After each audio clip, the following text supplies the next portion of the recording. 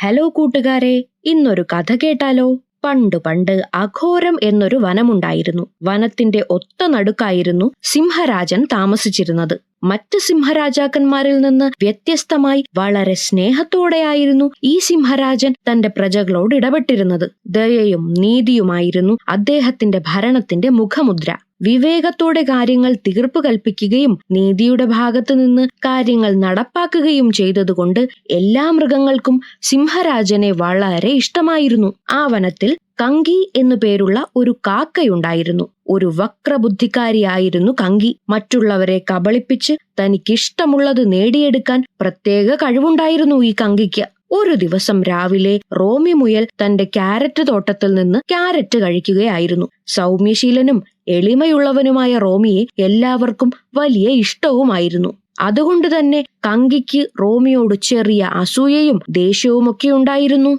കങ്കിക്കാക്ക സിംഹരാജന്റെ അടുത്തെത്തി റോമി മുയലിനെതിരെ കള്ളപ്പരാതി പറഞ്ഞു. കൊട്ടാരത്തിന്റെ പൂന്തോട്ടത്തിലുള്ള അതിവിശിഷ്ടമായ സ്വർണമരത്തിൽ നിന്ന് സ്വർണപ്പഴങ്ങൾ റോമി മുയൽ മോഷ്ടിച്ചെന്ന് കങ്കി ആരോപിച്ചു. എന്നാൽ റോമി ഒരിക്കലും അങ്ങനെ ചെയ്യില്ലെന്ന് സിംഹരാജൻ ഉറപ്പിച്ചു പറഞ്ഞു. പക്ഷെ കങ്കി പിന്മാറാൻ തയ്യാറായില്ല. ഒടുവിൽ റോമിയെ കൊട്ടാരത്തിലേക്ക് വിളിപ്പിക്കാൻ സിംഹരാജൻ ഉത്തരവിട്ടു.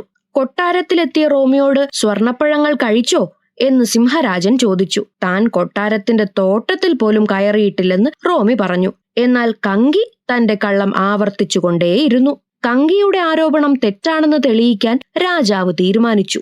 കൊട്ടാരത്തിലെ സത്യയന്ത്രം എടുത്തുകൊണ്ടുവരാൻ രാജാവ് ഉത്തരവിട്ടു. സത്യയന്ത്രത്തിൽ കയറി നിൽക്കാൻ സിംഹരാജൻ കങ്കിക്കാക്കയോട് ആജ്ഞാപിച്ചു. റോമി മുയലിന് എതിരെയുള്ള ആരോപണം ഒരിക്കൽ കൂടി ആവർത്തിക്കാൻ പറഞ്ഞു. കങ്കി യന്ത്രത്തിലിരുന്ന് അത് പറഞ്ഞതും ഇത് കള്ളം എന്ന് സത്യയന്ത്രം വിളിച്ചു പറഞ്ഞു. കാര്യം മനസ്സിലായ സിംഹരാജൻ കങ്കിയെ ശിക്ഷിക്കാൻ തീരുമാനിച്ചു. ജീവിതകാലം മുഴുവൻ റോമി മുയലിന്റെ തോട്ടത്തിൽ കൃഷിപ്പണിക്ക് സഹായിക്കാൻ ഉത്തരവിട്ടു. പതിയെ കങ്കി ജോലികൾ ചെയ്ത് അസൂയയും ദേഷ്യവുമൊക്കെ മാറ്റിവെച്ച് സത്യസന്ധതയോടെ ജീവിക്കാൻ തുടങ്ങി. അപ്പോൾ കൂട്ടുകാരെ, കഥ ഇഷ്ടപ്പെട്ടോ? അസൂയയും കുശുമ്പും പാടില്ലെന്നും എല്ലാവരോടും സ്നേഹം വേണമെന്നും കള്ളം പറയരുതെന്നും മനസ്സിലായില്ലേ? അടുത്തയാഴ്ച മറ്റൊരു കഥയുമായി വീണ്ടും കാണാം.